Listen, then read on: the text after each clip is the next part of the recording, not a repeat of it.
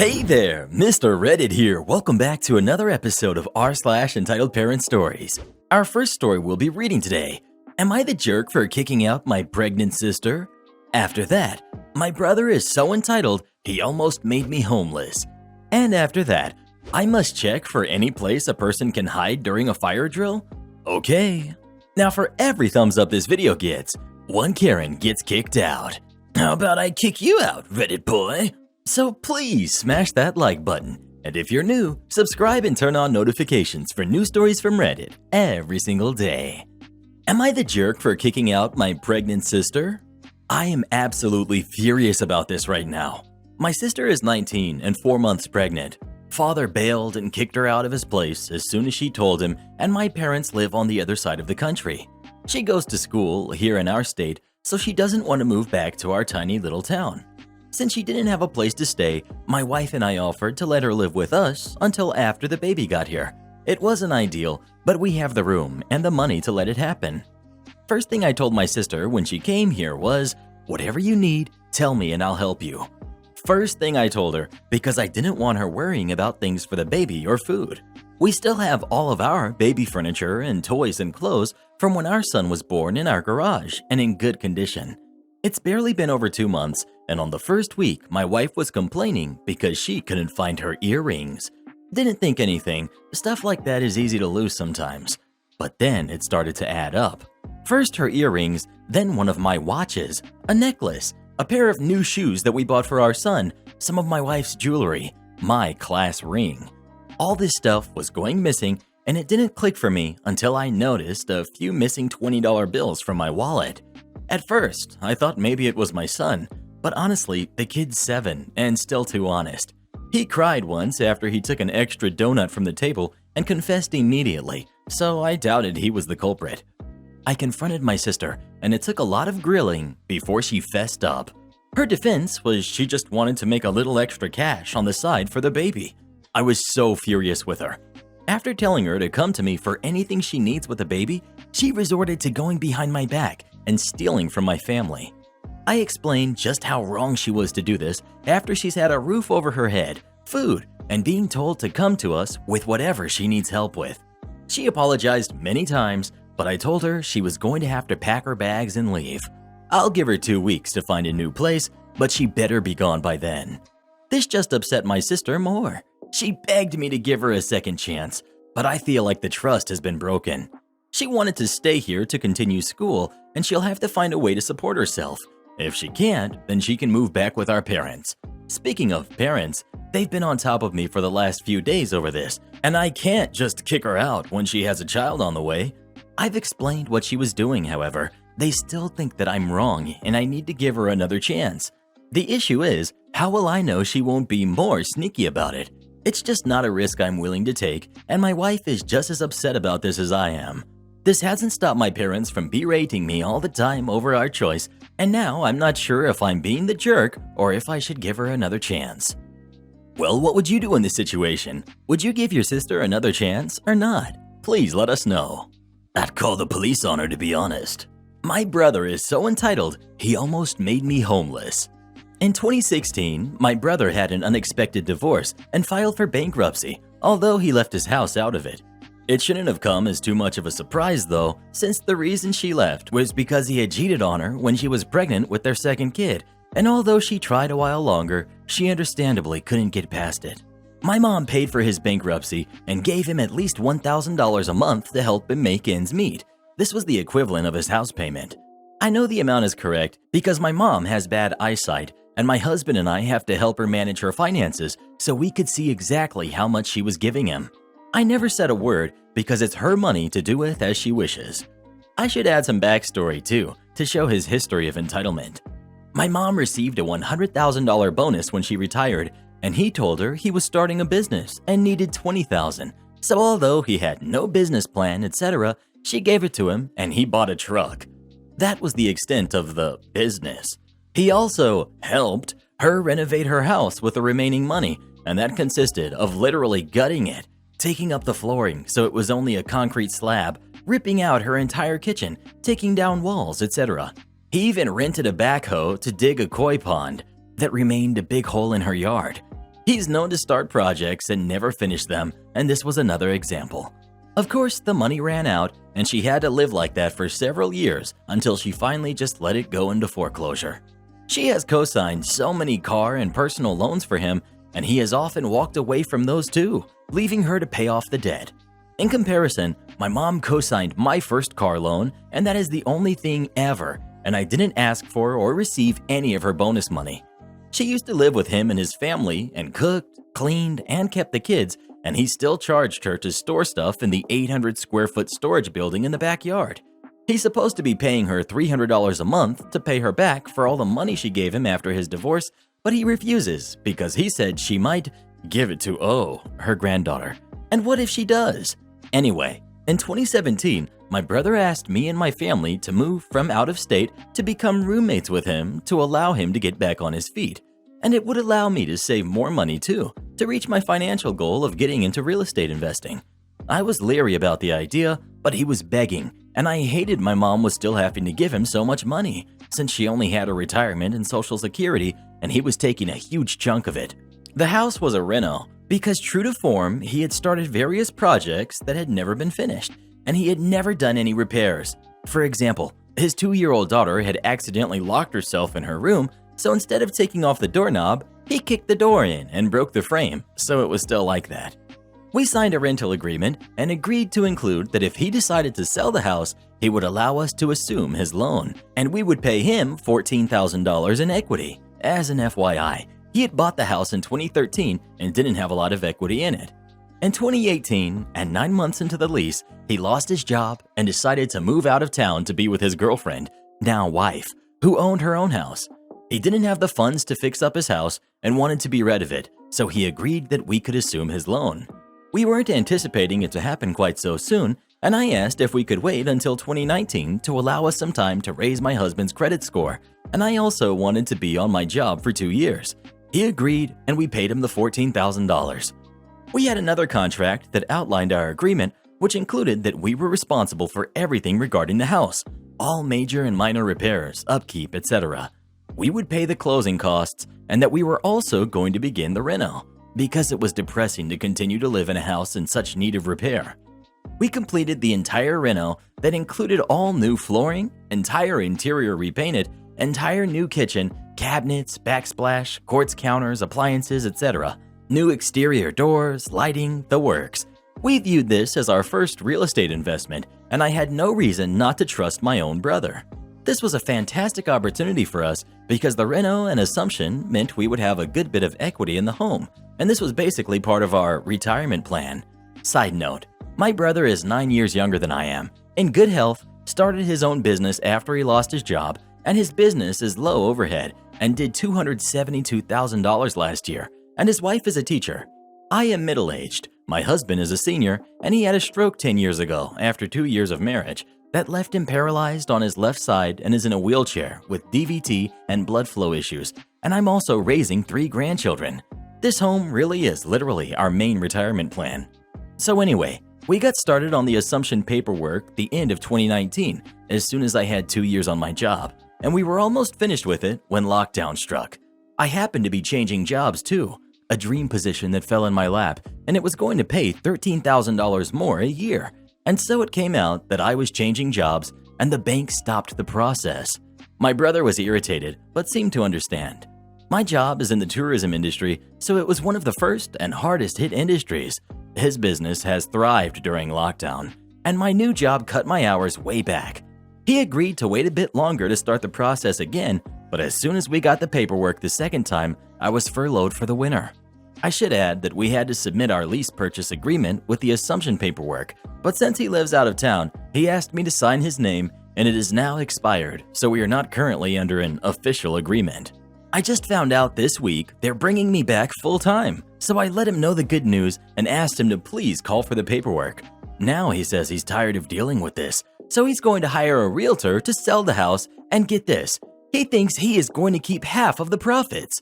In addition to the $14,000 we've given him, the cost to renovate the home, and the $1,000 a month we've paid straight to the mortgage company for 36 months, $36,000, we've also done all maintenance to include stuff like trees trimmed, the house pressure washed, a roof leak, septic pumped, etc.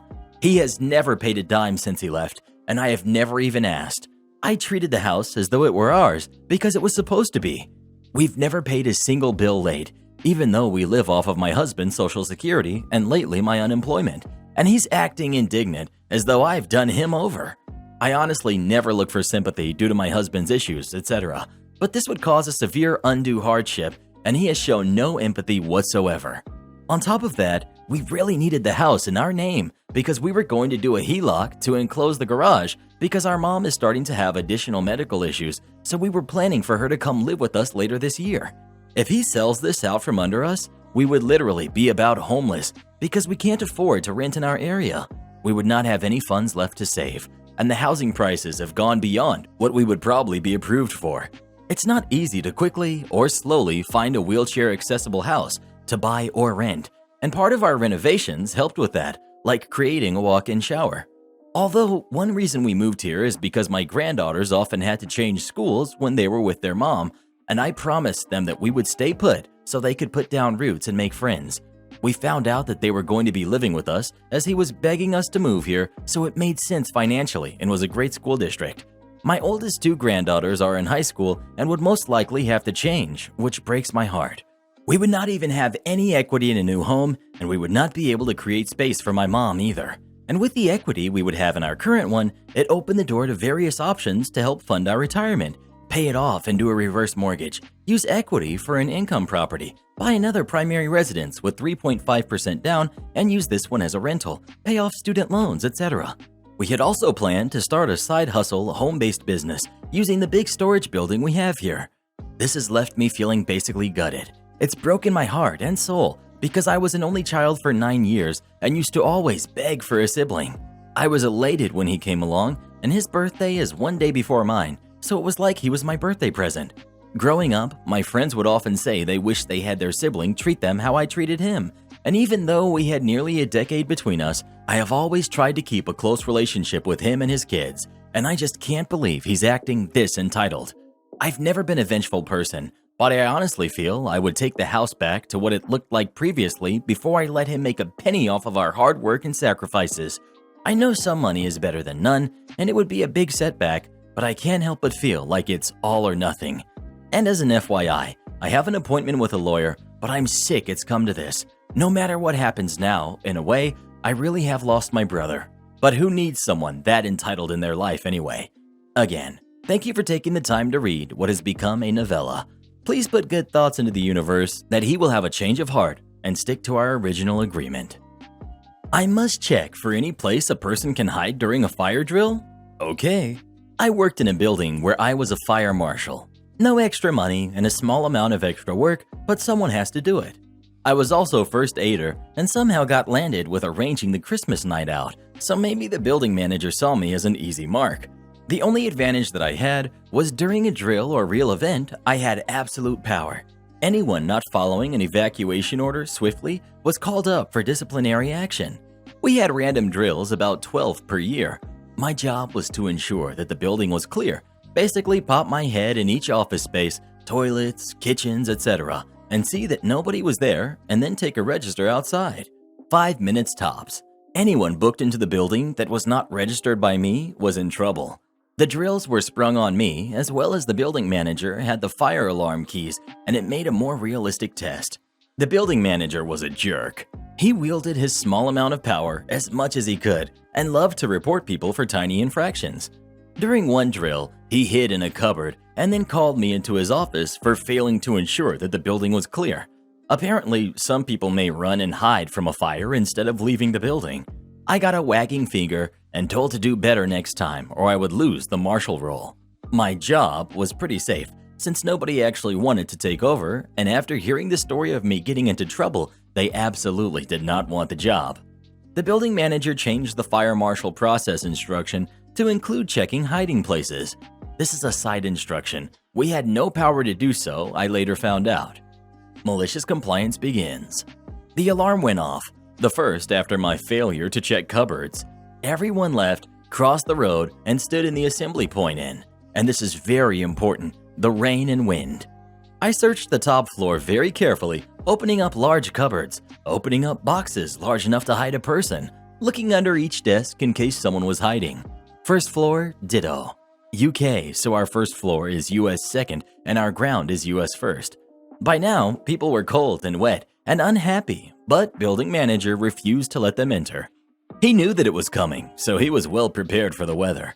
Most people had light clothing on as the car park stood next to the building. They don't bother with coats and the 20-foot trip from the car to the building. Ground floor, checked everywhere, and finally the basement where the boiler lives and is a general dumping ground for old files and junk. That took ages, but I was thorough, very thorough, and slow. I left the building, took the register, and a mass of sudden people headed back into the building. I was massively unpopular until I showed them the PL that said I had to check all spaces that someone could hide in. They knew what happened at the last test and directed all of the anger at the building manager. It was the equivalent of the angry villagers turning up at Castle Frankenstein with torches and pitchforks. People were furious at him.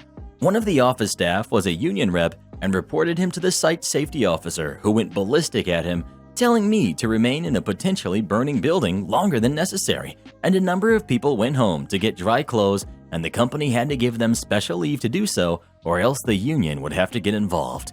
He got crap from all sides: workers, union, management, and site safety officer. Most of the time, nothing gets done when it's just you complaining, but it really gets done when the correct people are inconvenienced. Make sure you know what I'm working on before letting me go. I was working for a logistics company several years ago. They went through a merger and wound up shutting our office down. They presented it to us like they were doing us a favor and expected me to pick up and move states to keep working with them.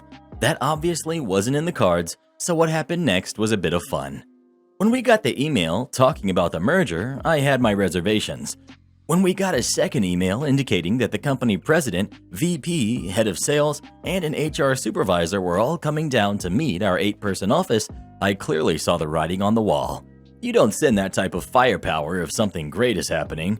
The day of the meeting comes up, and they told us that due to the merger, they were shutting down our office, but we could go to any of the other offices they or the new company had.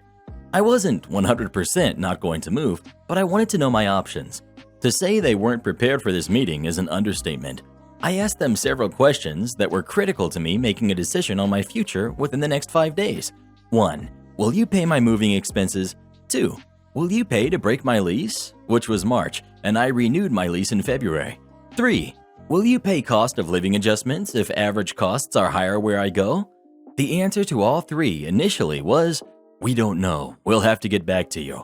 This was on a Friday, and they told me by the end of the day I would have my answers. Shockingly enough, come Monday, I did not have these answers. I told this to my local manager, and he hopped on the phone. About 30 minutes later, I get my answers. No, no, and no. While I had expected these answers, I could tell they did not expect my next question. By the merger, I had just gone over 3 years with the company. I asked them what the severance package looked like. One more time, I was told, "We don't know. We will have to get back to you." A couple of hours later, they offered me 1 month's salary, not factoring in my commissions, which had exceeded my salary. Not only did they offer me scraps, they wanted me to sign a new non-compete with all sorts of new teeth. Needless to say, I told them no thanks to all of it. This made them mad, and then they told me that I could turn in my stuff and would be paid for the next 2 weeks. What they didn't know or ask is what I was working on. In the business, it's typically very easy to pick up the ball for someone else. Unknown to them, I was working on an incredibly complicated project, moving a portable air traffic control tower from Jacksonville to Puerto Rico. This is also a government project since it's involving airports, so all of the T's needed to be crossed along with all of the I's dotted. To get this down to PR, we put it on a barge. This thing was basically a massive camper converted with a pop-up tower and all sorts of electronics if you're trying to imagine it. Oversized and needing permits to move. I honestly can't tell you what happened from this point. I never found out. All I can do is sit around from time to time and chuckle about whoever tried to pick up my slack stepped into a hornet's nest, the likes of which I couldn't have set up had I planned and tried. They let me go on the spot since they didn't want me harvesting info to poach customers and start my own gig. What they didn't know is that I knew all of this was coming and had already printed out everything I needed several days before. Had they asked me to see this thing through, I probably would have. Am I the jerk for walking away when my friends joked about fairy rings? For people who don't know what fairy rings are, they're rings, usually made out of mushrooms, in fields. There's folklore attached to them that says if a human steps into one, the fairies will take them away. I know this is not real, but I grew up with a very superstitious grandmother who would tell me this stuff all the time. As a kid, if she saw me walking towards one, she would literally yell for me to stop and change direction. As an adult, again, I know they are not real, but that doesn't mean I'm about to start walking through fairy rings willy-nilly. I live with my boyfriend and 2 friends, a couple, and we arranged to meet another couple for a hike. They tease me a lot for being superstitious, as there have been a few times that's come up. We were hiking, and I saw a fairy ring directly ahead. Again, I know they aren't real, but I just tilted a little to the left, so I went around. No one noticed. Then, a few minutes later, there was another, and again, I went around. This then happened a 3rd time. At that point, my friend asked why I kept swerving away from the group. I was like, huh? Didn't notice. But boyfriend realized and burst out laughing, telling them what I'm doing. They started laughing and joking, and then began jumping in and out of the ring and stomping and kicking the mushrooms while teasing me about it. They were loud enough that a few people nearby were looking over, and they looked like total jerks. I told them to stop, but they didn't. I then started walking. We were on our way back, so I just kept going. They caught up with me a few minutes later, and 3 out of the 5 people I was with said I was being a prat and overreacting, making them feel bad and ruining a nice day out. I said that acting like jerks in public wasn't my idea of a good time, and they said I was being a jerk. The other 2 said the joke's over, let's just head back, and things went back to normal-ish. However, once we were back, my boyfriend rounded on me and echoed his earlier sentiments. He was one of the people who gave me crap, saying that I embarrassed him and was acting crappy over a joke, and I'm being overly superstitious and need to chill. I said he was being a jerk then, and he's being one now, and I'm sick of them teasing me, and they should have known when I wasn't laughing along that I didn't find it funny. He said they aren't mind readers, and I can't expect them to just know I don't find things funny, and I owe him and the others an apology for getting upset over a joke about something I take too seriously anyway. Am I the jerk? Well, who do you agree with? OP or her boyfriend? Please let us know. Boss got mad at me for wasting time organizing. How I realized my job wastes more money than I make.